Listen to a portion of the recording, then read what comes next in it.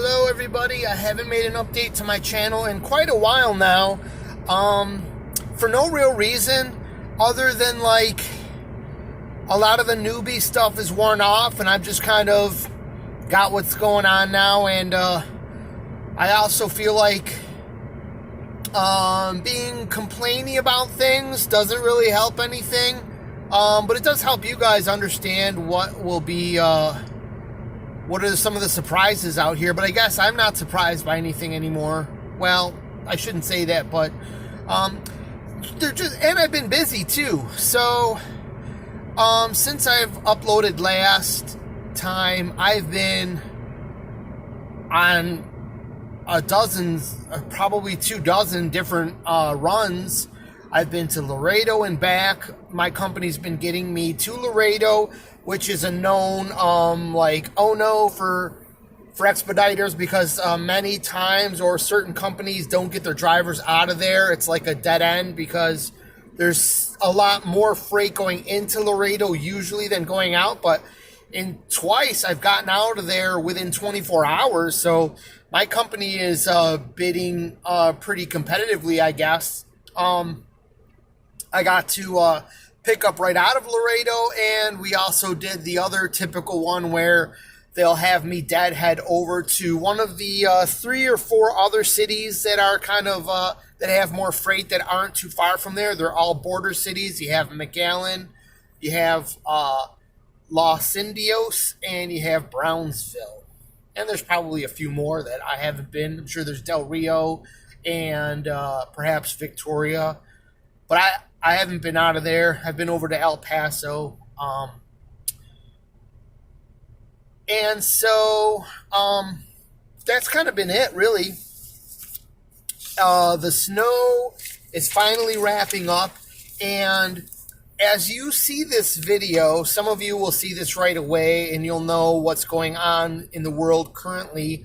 And some of you will be seeing this. Perhaps you'll watch this in a year or 2 years from now or 5 years from now. Who knows how long this YouTube stuff will be around and how long people will ever watch it. But the world is under this coronavirus, COVID-19. Oh, yeah.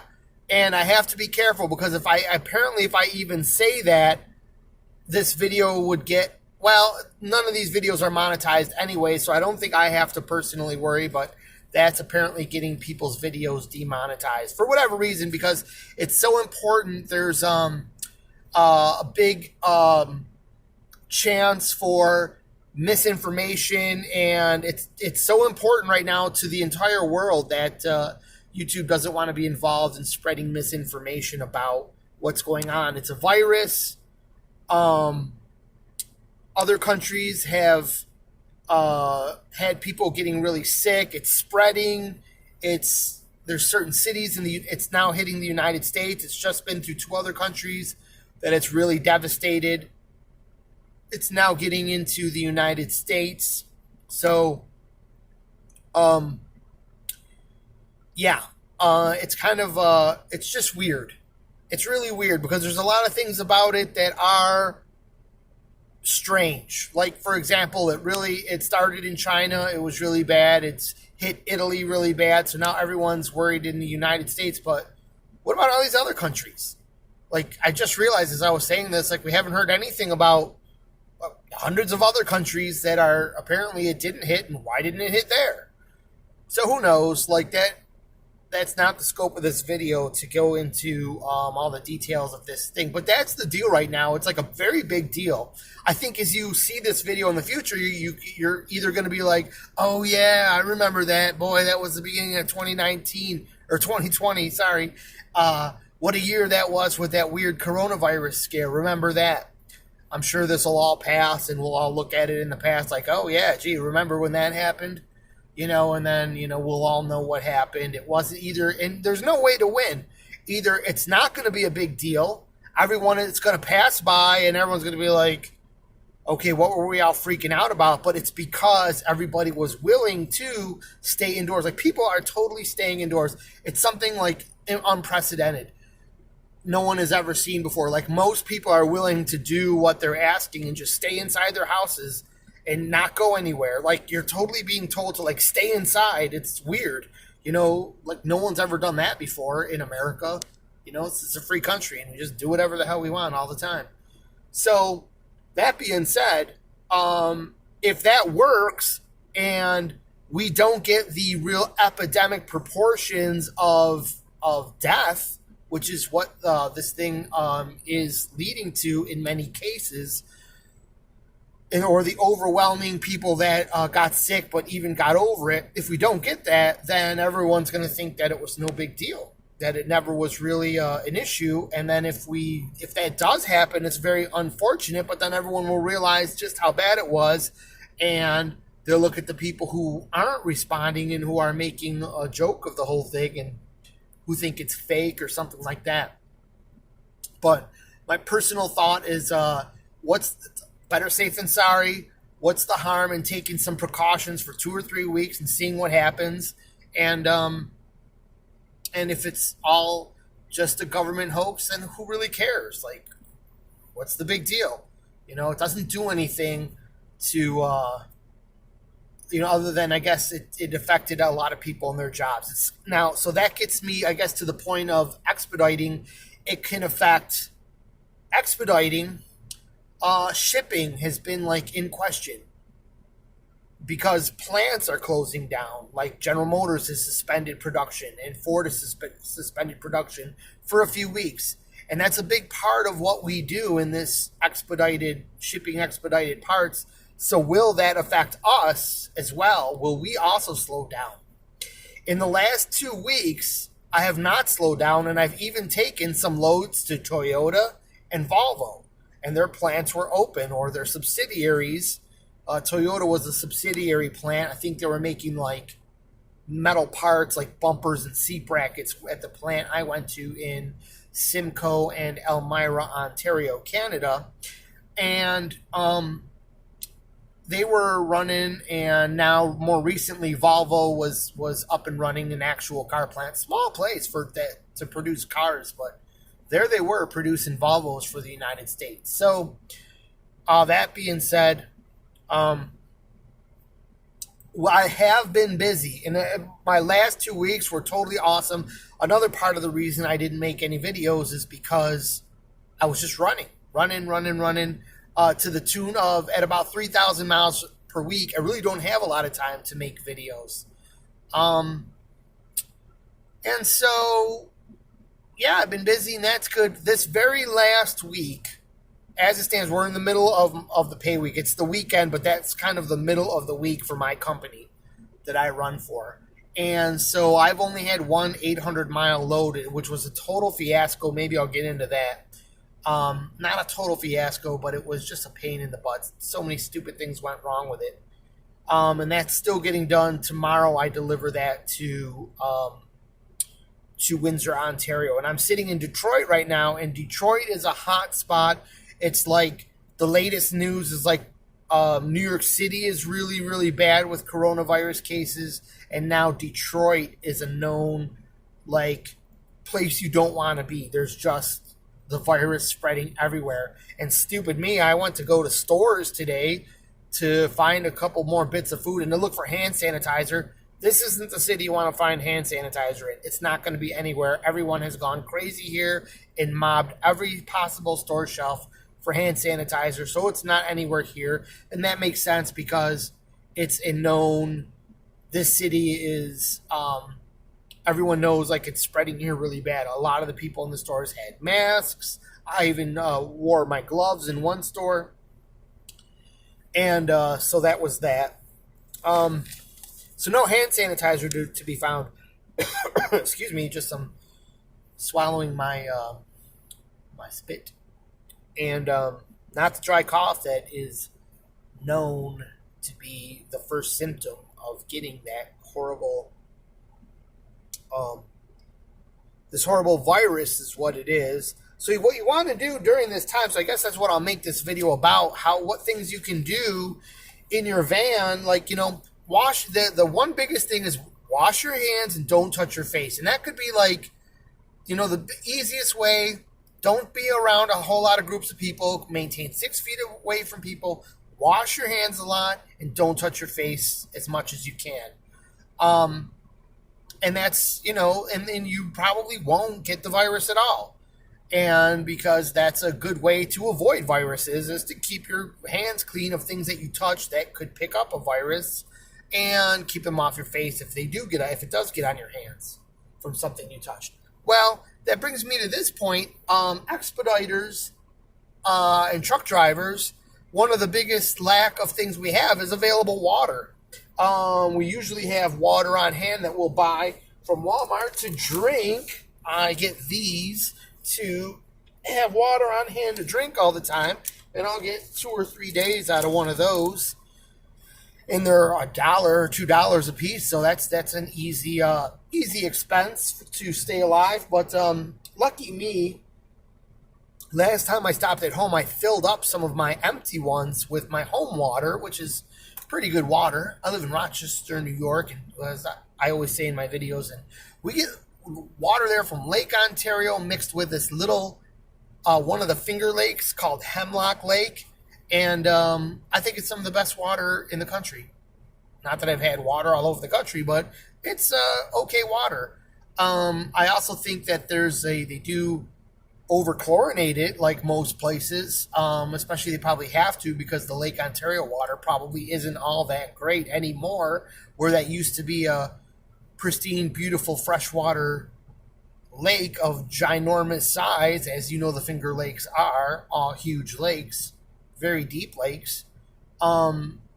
They've now, over so many years of being the dump off and carrying runoff from factories, they're more than a little bit polluted. But that's beside the point. They're huge lakes. They're still mostly clean water. Oh, they take sewage in there too.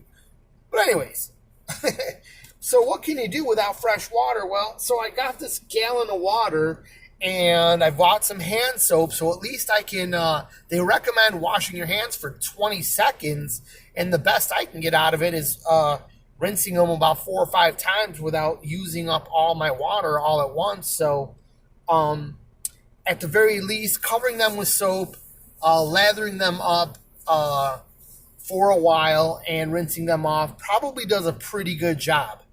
I also went and bought some Clorox. I don't have the bottle to pick up and show you. Some Clorox, bathroom type of spray bottle. But I think it's the one for countertops, the lemon scented. They got another one. I'll spray that on a paper towel, clean off my steering wheel, and the residue from that being on the paper towel also works as it's the same thing as buying their wipes, I believe. May not be the exact same chemical formula as the cleaner in the bottle, but it's probably not that far off. It's Clorox. It's got their bleach chemical in there, so that will work to somewhat help also against picking up anything and having it on my hands. Because I find myself touching my face a lot. I don't know, especially my eyes at night when I drive. My eyes have a problem, and they blur up. They're getting gook in them a lot. And I think it's something to do with allergies, something to do with nighttime driving and the strain of it. So I do have this cloth or a paper towel that I'll use, because if I rub my eyes, they'll get really irritated. But if I use a soft cloth, I can keep them cleared up and not irritated. I also have some drops down there that somewhat help. So I find myself touching my face a lot, crossing my hands that I'm not a carrier, or I'm not going to actually come down with this virus. And it's crazy because they say there's 2 weeks you can be carrying it, and before it even affects you. So you're always sitting there wondering, did I pick it up last week? Am I about to get sick next week? So it's stressful. And that's one of the things that can be harmful about this, is just the stress of it. So you just try not to be stressed. Try to just do your part, being extra cleaning your van. I've got a day to sit today. I should have cleaned the van more. There shouldn't be any dust on my dashboard, but there is. So maybe I'll get to doing that before the sun goes down completely. That would be kind of helpful. Get the van a little cleaner. And so another thing you can do to protect yourself is rubber gloves. Now, Found a little secret I want to tell you guys about. This would be the big, I think, kicker of this video. Oh, I thought I wasn't recording for a second. I was going to freak out. Anyways, these gloves are from Walmart. Now, as you know, everything related to this virus at Walmart is sold out. But the last two Walmarts I went to, I was able to find gloves, even though the gloves were sold out. Here's the deal. They have gloves in like the front of the store where everybody buys the hand sanitizer, and I don't know where else they go to buy gloves. But these are in the automotive department, on top of the hand sanitizer. As you see, they're advertising these for like putting oil in a car and keeping your hands clean from oil. They're in competition with like Harbor Freight that sells boxes of these gloves as well near their for the same type of purpose, for working on things and keeping your hands free from oil. Mechanics gloves. So go to the automotive section and you can, these are, it was like $2.75 for a pack of 20, large size. So I put these on. I got a pile up here, and when I stop for gas, I throw some on, so that can avoid me picking up anything at a gas pump, which they say are just normally filled with bacteria and is known as a hotbed for spreading this latest horrible viral disease, whatever it is. Hand sanitizer. Hand sanitizer has been impossible to find. At one early morning Walmart stop, I found that they had only stocked this weird kind of hand sanitizer. So this is what I got right now. These are little spray bottles. You spray it and you'll get a little foam lather on your hand, and you just rub that on. And I don't think this is as good as like the Purell kind, but it'll work for now. I have a tiny bit left in another bottle. So when these spray bottles run out, I'll either be relying on washing my hands, or hopefully I'll find some more in another town by then. See, there I go. Did you see me rub my eye? So I get some hair in my eye, and it tickled, and I wanted to rub my eye. Crazy. So that being said, there's all that. One thing that happened recently, I don't know if I left this in another video, but I was pretty pissed off. I think I probably put it in a video that I had bought an Eric Johnson ticket. And I think I would put this in a disappointing video about not caring about time off. I didn't get to go see my concert. The saving grace is that there was a blizzard that night, so I may have canceled. Even if I was close to the event, I may have not have gone just because of the fact there was a blizzard that night. I finally got new tires on the van yesterday. We did reach 70,000 miles. The tires were down to the wear bars, and the boss agreed to that I could go to his tire place, Discount Tire, and get the tires he wanted on the van.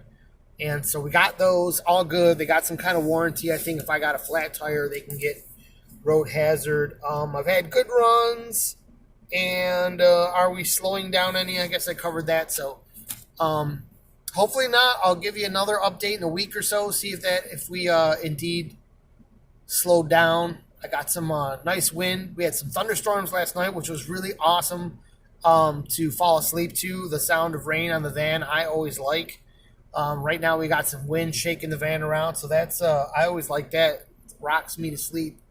The only thing I don't like is the sound of the heater, the clackety clack of the heater, which I think I'm about to run. I'm actually running the van heater right now to idle it for a little while, just to charge up the battery, since I've been sitting heating up food in the Hot Logic all day, and that has that's worn down on the battery some. I can hear how do I know? I know the alarm is going off on my inverter. It's got a little beep whenever the fridge starts up, because it pulls a charge off the battery, and it's going under its prescribed safe zone, and when it does that, it beeps. I get it. I know that if I got, it'll beep a whole bunch of times, and it's just fine. But if it beeps if I let it beep like all night long while I'm running the heater, I may find a dead battery in the morning. That has happened one time, although at that time it was 0 degrees out as well, so that may have been a factor. my friends, I'm going to leave you with this update. It's already been 20 minutes. It's going to be enough to make this a lengthy upload time. And yeah, I'll try to update, something more interesting, something that shows the road going by.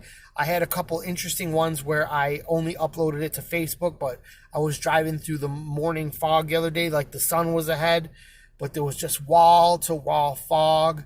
So it was kind of like a neat look, looking at the sun through the fog one morning. I was in Georgia or something like that, I think. And the mountains the other day, I went through North Carolina, and I was in some town where the mountains were just incredible. This whole town is built at the top of a peak of a mountain. And from everywhere in the town, everywhere you look, left, right, straight, there was a mountain range with another mountain range behind that. It was incredible. I didn't know something like this existed on the side of the Mississippi River. So I was pretty impressed. Certain parts of the Appalachian chain are got to be rivaling some parts of the Rockies. I know at some points of the Rockies are just simply larger than anything in the Appalachian chain, but the Appalachian chain is nothing to. It's not a small series of mountains. They're pretty big in certain areas. So that being said, let me let you guys go, and thank you for watching so much. Thank you for checking out my updates and being interested in my channel. I have seen that it's grown. I'd like to thank everyone who has subscribed. I might give you my deepest thanks. When I have a new subscriber, I really appreciate it. I'm amazed because I'm like, who would want to hear me talk about all this nonsense? And so, yeah. That being said, I know I'm trying to let you guys go. I just realized, I didn't even say anything about this last load debacle. Here's a hint for you new expediters. If you get a double load, which I don't think is supposed to actually happen, like your van isn't supposed to carry two loads at once, but sometimes your dispatcher wants you to do that. If you're confused about how the freight's going to get unloaded, like who's going to unload what first, call your dispatch first. Do not decide amongst yourself that you'll have the shipper or one of the places you're picking up at move someone else's freight while you load up the van. I got a nasty phone call because they fired a nasty email because I had asked the customer, like, hey, you're gonna I got one skid back there and it's got to unload first, so why don't you take that off, put your freight on, and then put this one on. I thought it was okay. I should have been given clear instructions that is not going to be acceptable, because that was definitely something that could have happened. I might have been saying this to the customer, and the customer was like, yeah, sure, no. But the forklift operator, he was like, yeah, hey, no problem. No problem with me. And it might not have been him. It might have been the security guard, because we were chatting and I mentioned the same thing about the stuff I had on the van to him. And so I don't know who fired it off to probably the security guard, but I don't know who got wind of it, but it wasn't a good situation, and I got a little reprimanding for it, but it wasn't a big deal. They were just like, don't do it again. And but at the same time, I didn't like to be on a job that didn't go perfect with no problems, especially problems instigated by me, right? So, and that was after other problems. There was like the typical address problems. Go here, your GPS gets you to someplace. Nobody knows where you're supposed to be. They send you someplace. They send you back to the first place. The first place is, actually does have your stuff. And then they're telling you, oh, don't worry, it's 900 pounds. It won't go anywhere. No matter don't let any business tell you that your freight isn't going to go anywhere. They don't ship stuff in vans. They don't know how fast this stuff, once you accelerate, that stuff gets really light back there and loves to slide around. So if you get pulling out of somewhere and you realize you got to gun it because there's more traffic than you thought, that freight's going to go sliding. It's going to hit the back door. It's going to do all kinds of innumerable damage to your vehicle. Strap your freight down no matter what it weighs. No matter what anybody says it'll do, it's going to move. So anyways, glad I strapped it down because I know better from previous runs. So I already learned that lesson. So that was just a weird bunch of nonsense that was happening on that run.